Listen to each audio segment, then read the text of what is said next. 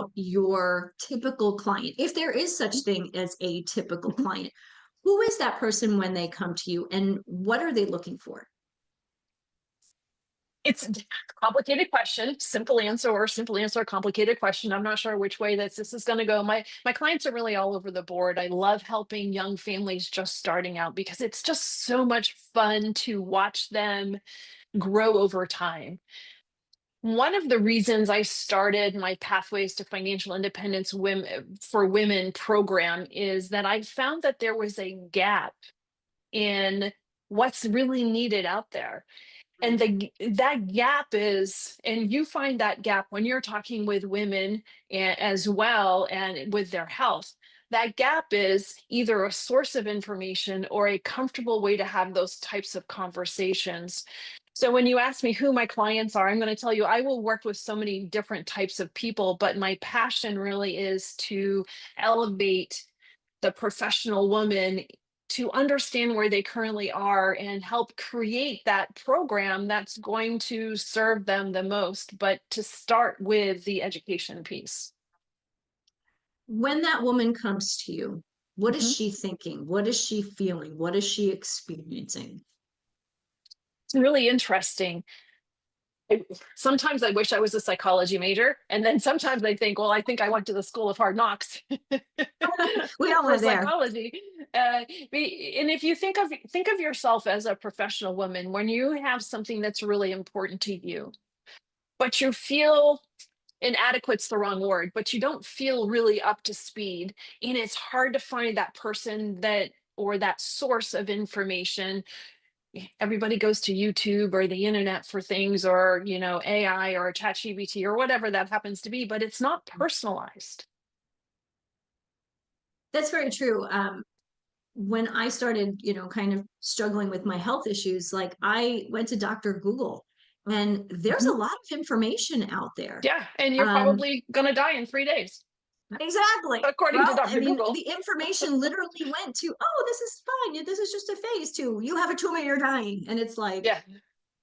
how do you find? I mean, I think the internet is a fine way to start, but the Mhm. conversation, and I think this is where women, especially in this day and age, we want to have these conversations with each other. We kind of need these conversations because not that the internet isn't necessarily trustworthy, but as you say, it's not personal to Mhm. my situation. And so how could it possibly tell me what I need? Right. And a lot of people when they come to me, they don't necessarily know what they need, but they need something. And I don't know what they need either until we have an opportunity to have a conversation. And that conversation is the part that I love about this career, this responsibility so much, because I'll go into a situation where I don't know anything really about them. I had a phone call with somebody today, and I had never talked to her before. She was a referral from somebody else. And she says, I have this thing and I don't understand it, but I'm talking to somebody else. And what questions should I ask? Like, I have no idea because I don't know anything about you yet. So I need to learn about you. And what that really means is what's important? Where are your priorities? How do you see yourself? How do you feel about your money and your finances? And I don't know that how many advisors out there, there's probably a ton. I'm going to say this, and there's probably a ton, but I don't know how many are really having that conversation about how do you feel about it? And because if you're not happy, no matter how appropriate it is, you're not going to be happy. If you don't understand it, if there's not that level of comfortability with knowledge, you're going to be uncomfortable. And if you're uncomfortable, there's going to be resistance. So that's where the spending the time to take that deeper dive and asking questions and having that dialogue back and forth and creating that environment of comfortability, because no matter what the questions are, there's a vulnerable piece that happens. And if you think I about can that with your understand. doctor, and you're talking to, this, when you're talking to people about their health, you're asking questions that's going to either expose an area that they might not be comfortable talking about because they're unsure, And that piece, it's important to create that environment of non-judgment, Mhm. to really look at it with a business mind, and but delve into the emotional piece too. Oh, absolutely. Because I know when I was younger and I was working in corporate and Mhm, I had a 401k, I didn't even know what that meant. mhm, So, they put this money aside and it was open, and it's actually, I still have it. It's in my maiden name, which is a hoot because I've been married for 23 years, can't figure out. It's like, don't even bother, just leave it.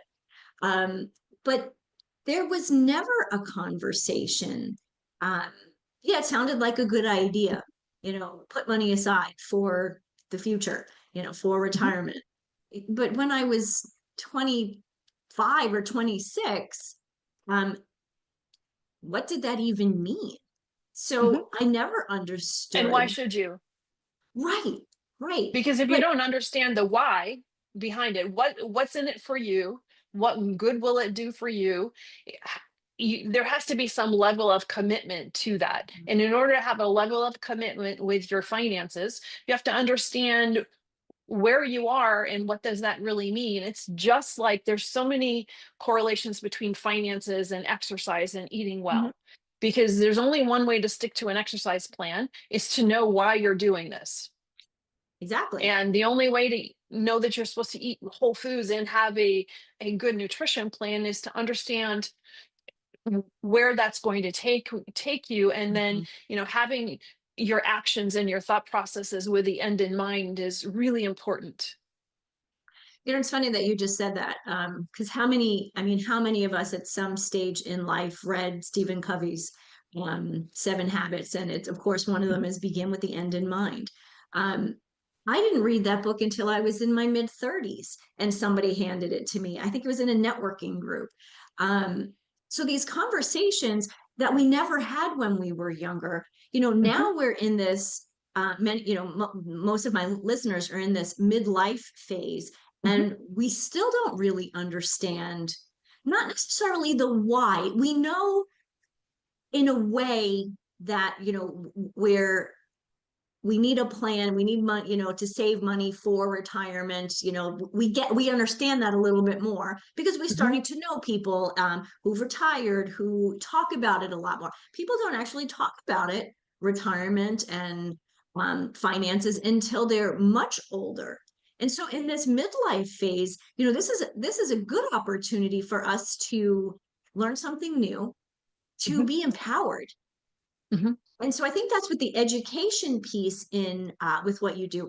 That's really the important piece, or an important piece for women that may be overlooked, is that empowerment piece. mhm. So I'd like for you to give me a client, something that can support that when it comes to empowerment. That word is really important, the empowerment piece, and that's exactly what happens. For some people, it is, well, figuring out, first of all, figuring out what your goals are and what that really looks like. And, what is a goal, right? That seems such an arbitrary, simple question, but it's really, it's really has a lot, there's a lot that's involved to determining what that is. And the empowerment piece begins with feeling that you like you're in control, because the decisions that you're making Mhm. are purposeful, and they have a cause and effect. So if you're making decisions without that knowledge or without that intention, the cause and effect might not be serving your end goal. But if you're making those decisions, and those decisions come down to budgeting, which is a word that makes people cringe. And like, if I'm going to budget, I'm going to have nothing. But that's really not how you look at it.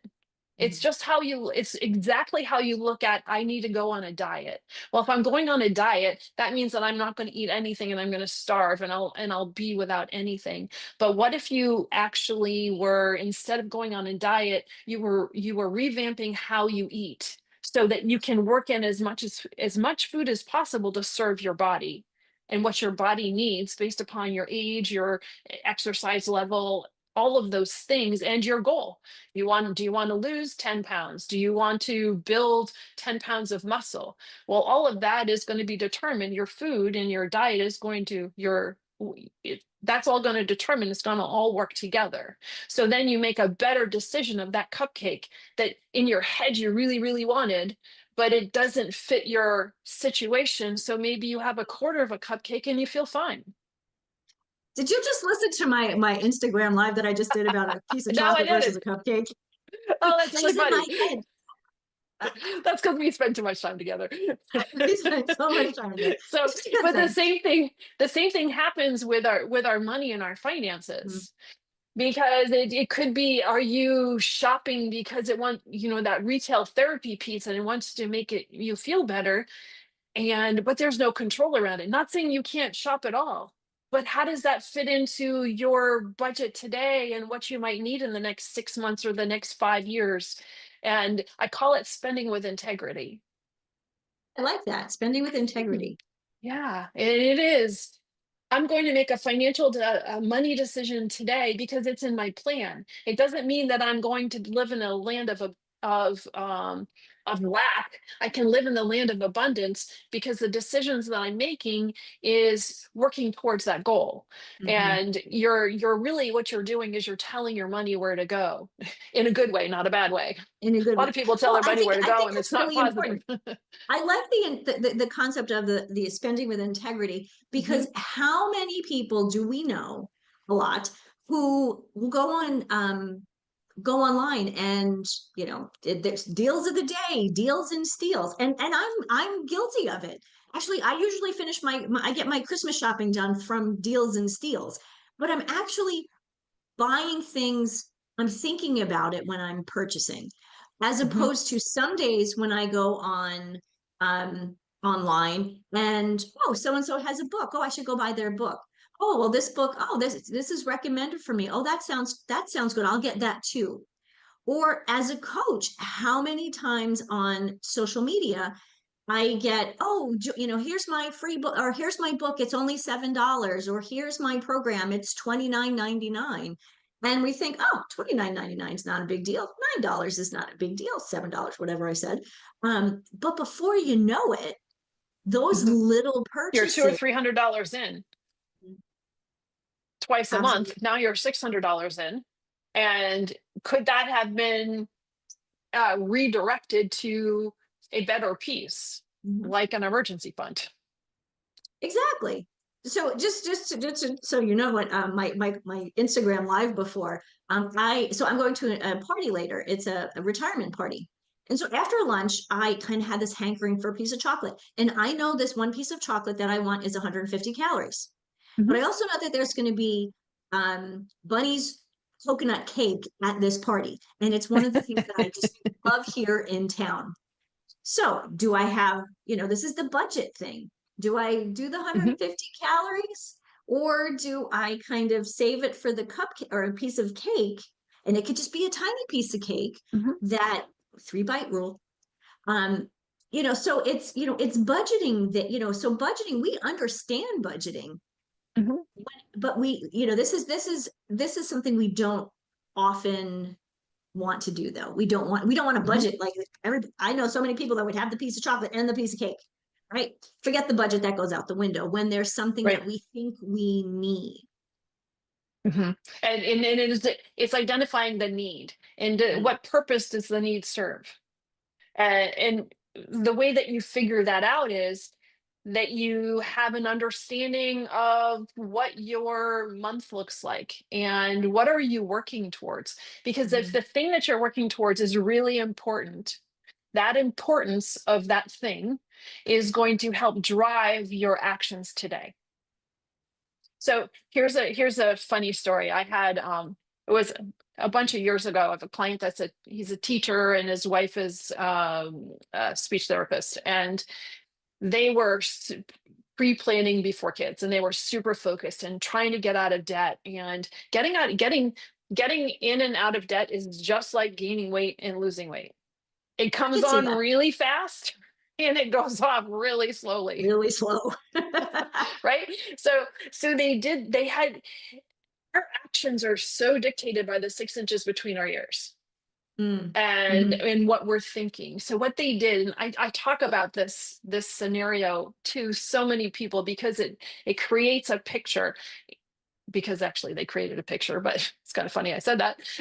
But it does it's you can internalize it and see, oh, that's really works. So what they did Mm. is they took, I wish I remember the picture of the villain. It was a picture of a villain, and it was his face. And on this page, like an 8.5 by 11 page, and his face was covered in squares. Each square represented a dollar amount. And so when they colored in all of the squares, that represented how much money to get out of debt. So Wow, when his that is so face, fun. when his face was covered, they were out of debt. And it was on the refrigerator. I love the visual. Yeah. And so what it did was, if we go out and get pizza and go get pizza and a beer, or we can just stay in and color in the square. What it did was it changed their mentality, because if you said, I have this much money in debt and I'm never going to get out of it. The thing that's really true about, there's two things that are really true about that statement. One is you have a ton of debt, and two, you'll never get out of it, because that's what your head says. But in other terms, I have this amount of debt and I'm going to color all of these squares. It might take a really long time. And because it's going to take a really long time, you've got to have something to remind you of why you're doing it, because it's going to be uncomfortable. Or there's some things that you might not choose to do because you have a bigger goal in mind. You're making better decisions, and that comes back to that spending with integrity piece. Mhm.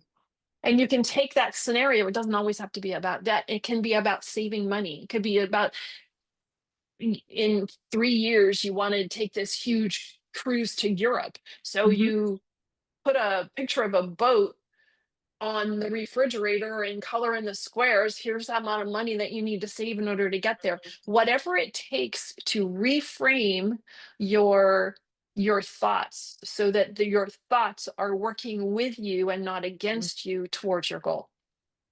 I think that's really important. It's I talk a lot about mindset with my Hmm. clients and It's online. everything. It really is everything. And someone I talk about very, very often is my nephew, and he's 20. He's not. He's 27. Um, and how he has struggled financially because he hasn't quite gotten to that place in a Hmm. career where he feels he can save money and he's working hard and has bills and all of this, and he gets into this negative mindset, like Hmm. I've got $10 in my bank account until Friday and it's Tuesday. But and I'll never get out of debt, I'll never blah blah blah. And I remember saying to him one day, well, you're right, if you're always telling yourself that, it's Hmm. never going to happen. And at that stage he was old enough to really understand what I meant, Hmm. and he started slowly making better decisions. Not 100%, but because you still have to live. But he started to make better decisions. And that was an amazing, and like I said, he's only 27. So if he's figuring this out now, I Hmm. mean, I wish I knew this when I was 27. Don't we always say that? Yes. If only I knew then what I know now, man, I'd be, I've been I'd only be doing brilliant. this for 20 years, and I'm thinking, wow, that 40 years beforehand, if I wish I was this smart. Yeah. Yeah. I'm so smart now. I thought it was good when I was in high school and college and I got all straight Right. A's. Forget it. Can you get A plus pluses? Maybe that's what I get now. Um, I want to turn this question around a little bit, because we're talking about these behaviors making these changes. Hmm. Um, how do, like, when with our money thoughts and our relationships, how do they mirror one another? Because Mm. obviously, when you're working with women or you're working with couples, you see something there that they may not even see. Hmm. Sometimes I become the mediator. sometimes on purpose and sometimes by accident, that it is that fresh look that a third person brings to the conversation, because I'm not emotionally attached to the people and I'm not emotionally attached to the thing or the situation. And I'm there to create a dialogue between the two that they might not normally have. Because when you talk about relationships with money and relationships with people and how do they meld together, there's all the things that happen. Sometimes it's avoidance of the conversation, avoidance of each other in that conversation. Sometimes it's judgment, because one might be, quite often one person's a saver and one person's a spender. That's the balance that happens, and that's a really great balance that works really well if the relationship the conversation and the conversation around that relationship is open enough to Mhm. allow that to happen. What I also see is the accusatory piece that comes with that. Well, if you didn't spend that, we would be in a different situation. I thought you knew we were working towards this thing and you went and you spent this thing. So there has to be a coordination of thoughts, but a coordination of how you're going to communicate these things, because it has to be positive. There has to be conversation. At the end of every month, there should be a conversation of what's coming up for this month. Mhm. Here's what we did. How successful were we? Were there some challenges? Did we run off the rails someplace? What did we do really well? Just digest that. And okay, so what do we have coming up with the kids? What do we have? Mhm. Any special events? What's going on? How do we need to budget for those things for the next upcoming 4 weeks? And make that plan so you are telling your money where to go in a good way. So here's what we're going to spend in each of these categories for the month. Here's how we're going to track it. How does that work for you? How does it feel? And if something doesn't go as expected, what's the conversation or what words are going to be used to identify with each other, that to let each other know that you might be seeing something that wasn't in the plan, or you're expecting you need to do, rather than after the fact, hey, I've got this thing coming up and we didn't plan for it. I'm going to work this in. How do you feel about that? Makes sense. Again, Yeah. it's the communication piece, and I Hmm. think you're right. In relationships, if people aren't having conversations about money, I think they're very often they're not having conversations about other things too. And It's not in just money, but yeah. right, and in my Hmm. world, it's it's they're not having conversations about nutrition and what they want to do. They want to spend time outside, or um, any of those other pieces of um, longevity and healthy living, which includes Hmm. all of these pieces, um, they don't have conversations there. So why would they then have Hmm. a conversation about money? Because that's uncomfortable for so many people. It's interesting But that the other you thing too, though, Denise, before we go Mhm. on, is the ability to access the same information. Yes, I So love that. there has to be an agreed upon way to record what's going on financially in the month, what's being spent in each of the categories. And that sounds so cumbersome, but it doesn't have to be. It can be an Mhm. app, it can be a spreadsheet, it can be an envelope, whatever it is. Just has to be there to work, so each person knows where they're at, so they're not having to check, not having to go. If they want to ask their partner, where are we at this month, that's fine. But if, because maybe they just are away from their information, but if they don't have access to information and they don't know, now they're feeling that they're sparking maybe a conversation that could possibly turn into something negative. Maybe it won't, but it's an anticipation of a negative conversation. But if they both have access to knowing where they're tracking, that's great. And then checking in halfway through the month, how are we doing? Are we pacing really well? Maybe there's some room to make some improvement. And that just helps being more of a success story at the end of the month. Mhm. Because if you just kind of go through here's the plan, you go through the pieces, and then 4 weeks later, well, that sucked. Right? So where Right. was that? Where's the learning and the growth piece to that? Mhm. That's just more confining, and there's a better chance of it just not going well. Mhm. When what you track gets better.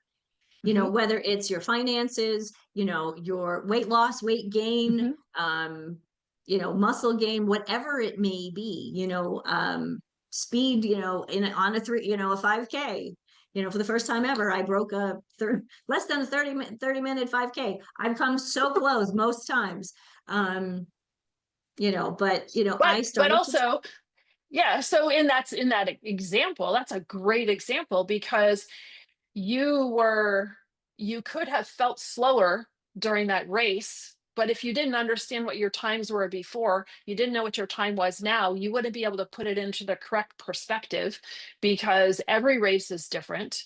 Mhm. Every run, I'm talking about running like I know running is the one thing that I mentally can't wrap my hand around. I can walk for days, just set me out on a trail someplace and I'm really good, but running, I commend you.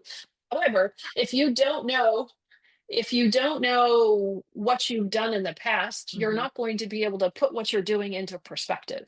Exactly. Hmm. Exactly. One of the things that, I'm a planner. I like to look at the year and then each month, Hmm. kind of what's going on. And one of the things that I learned after I got married and well, moved to Minnesota and got married was how owning a home, like all of the things that you don't kind of expect or plan for. So I think it is, as you said, it's important to kind of like know what you have going on. The kids have got Hmm. something, I know my nephew is getting married April, second weekend of April next year, right? That's going to be, that's going to be costly. Great. So maybe we don't go on a busy, big vacation, two Hmm. months before, or whatever it may be. And I think what's important for people to realize too, that this is something that couples and women who have money or, are struggling with money, they both have these issues, right? Hmm. Because if you're not paying attention and you're spending more than you're bringing in, you could be bringing in 100 grand a month, but if you're spending 102 grand a month, what do you have at the end? Nothing. Right. So I think And the yeah. planning idea, like looking at what you have coming in and going out and just having a conversation is really important. And Mark and I do that probably more often than I would even like. Because, as you said, one's a spender, one's a saver. I'm the spender. But I'm the spender because, I'm going to the supermarket and I'm, Hmm. paying the guy that fixed the hot tub and all of those things. So, at the end of the month, or if there's a charge, on the credit card that he's like, what is this? I have to feel comfortable to say, well, I use that to pay for whatever. Right. And if I didn't The feel question isn't comfortable, accusatory. The question is right, information gathering. exactly, Hmm. exactly. I think that's an important piece.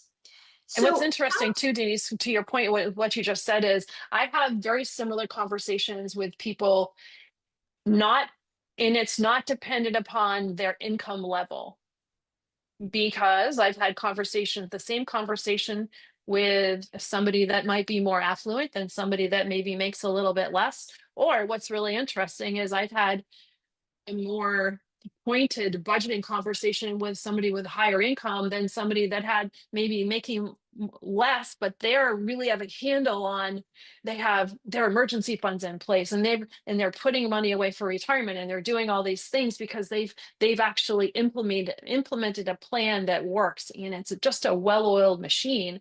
But mhm. way before getting to the situation of not having a plan to the well-oiled machine, it's work. And it It is takes time. I think consistency. that's an important piece too, is it Hmm. does take time. Like And it's the okay that it takes Mhm, time. And it's mhm, okay that some months you might fall off the wagon. But, it's that rebound rate. How quickly can you get back on to go, oh, mhm, I think I learned something from that. And mhm. let's attack this in a different way. I think that's really an important piece is understanding that. Hmm. Um, when you have kids, right? I mean, kids are expensive. Mhm. If they go if they go to a private school and then go to private college, they're really expensive. So there are times in life where it's harder to really kind of feel like you're pushing the needle, right? Mhm. But if you keep your eye on the prize, if you know where you're going, it's so much easier to say, okay, you know what? Kids get out of college in 10 years, in 10 years, we'll be better off because of this, Mhm.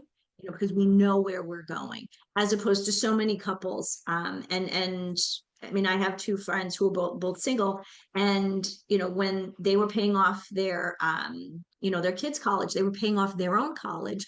I Mhm. remember conversations where they were feeling very defeated because they're doing all of these things that are supposed to help them move forward, yet they weren't getting there. Mhm. Fast forward 5, 10 years, and those conversations, we kind of not laugh at them, but we kind of think, thank goodness we had those conversations then, because we may not be where we are now if we didn't have Exactly. those conversations. Exactly. So tell me, so I had a couple questions here, but one of the things that we keep going back to is basically empowerment. Mhm. This is a conversation, whether you're having this conversation with one client face to face, or a couple, empowering them to, one, communicate, but really to understand what their goals are. Mhm. What are some of the big goals that woman at midlife, what are some of the big goals that pop up more and more frequently when you're working with clients? I think it's more of a type of goal.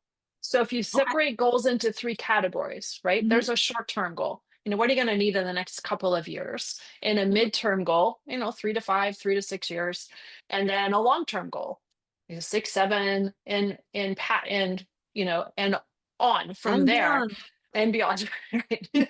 And so if you separate it into categories first, Hmm. that helps segment the brain a little bit, but also helps really segment the ideas. So, what could be in the next couple of years?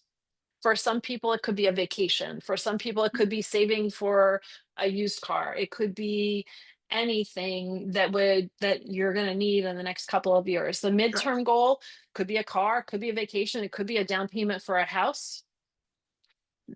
So many things, and that's where it takes that personalized individual conversation and me asking questions and helping them determine what that is. For the long term goal, the biggest long term goal is retirement.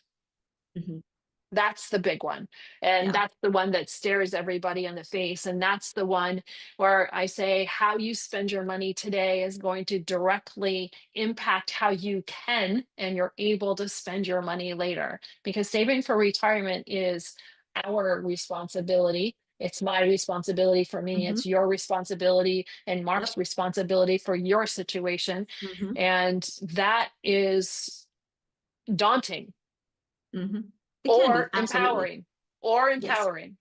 And like everything else, it depends upon what you know, what you're comfortable with, and where. And I keep saying this, but it is, do you know where you're at? Mm. Right? And building that foundation, because in order to build that foundation, or in order to build on a foundation, your foundation has to be solid. So you have to have the basics, like an emergency fund and being out of debt. And once you've achieved those, that can take a little while to get all that together, but once you've achieved those, then you have a stronger financial foundation to build on the rest. Right. Mhm. Completely understand that. Now, and at this stage in my life, when I was younger, not so much.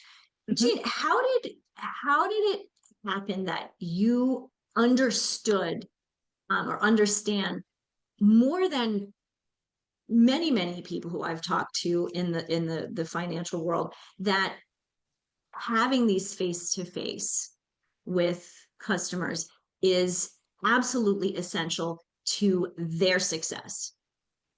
Mm.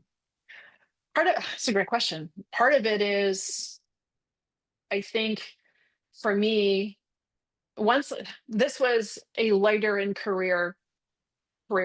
I've been Mhm. doing this for 20 years, which blows my mind that it's 20 years. But also in my working career, that's really later in my working career, if you will, right? And so when I started on this, I really wasn't sure that this was the right place for me, and it took a while for me to figure that out. And one of the things that I learned is how much I didn't know before I started Yeah, got it. for my own personal situation. So kind of going to that question, your question in a through the back door, is that when I figured out what I didn't know, that helped me learn how to help people figure out what they don't know, Yeah. if you will, Which right? goes back to the education piece. It does. And that's where when I when all of that fell into place in my brain, then I knew that I was in the right spot for me career wise, because the part that I love the most is that um, conversation, the relationship building conversations, because there's in every single business, no matter what business it is, whether you're going out to eat or it's a, I don't know, a business deal, there's sales and that feeling of being pushed into something that happens. Yeah. Would you like an appetizer? Would you like this? Would you like something with your whatever? It happens when you're going out to eat and you have to say no. Otherwise, they're going to upsell you and now you have a 15-course meal when you went in for a burger. Right? Right.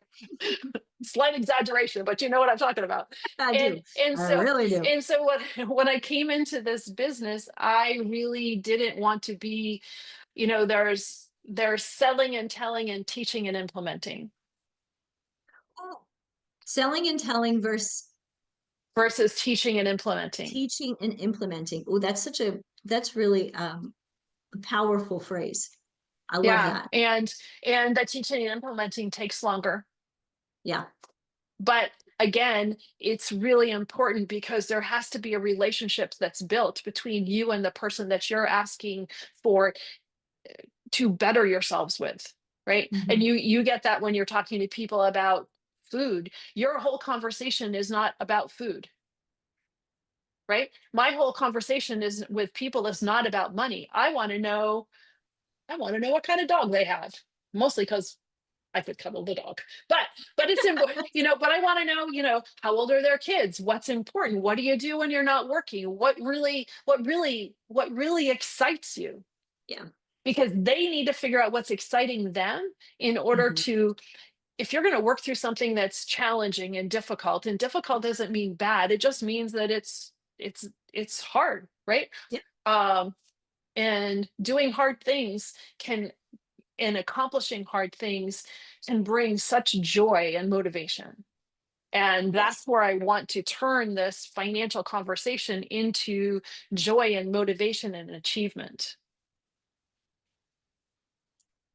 And on that note, I love it. Jeanne, our listeners, so many of them need to have this deeper conversation with you. How Mhm. can they connect with you? They can find my website at seasideSolutions.net. My email address is jgallagher@seasideSolutions.net. And I'm more than happy to have those conversations with them. And I'll put up the contact. We can put up the contact information after we're through here talking, and we'll just post it on here at the end of our conversation so It'll all that, be in the show notes for sure. yep, so we can have it. Wonderful. Jeanne, as always, thank you so much for your My time, your pleasure. education, the fun chats. I love having this conversation with you. I love talking with you. We do okay together. We Thank do you so okay much, because together.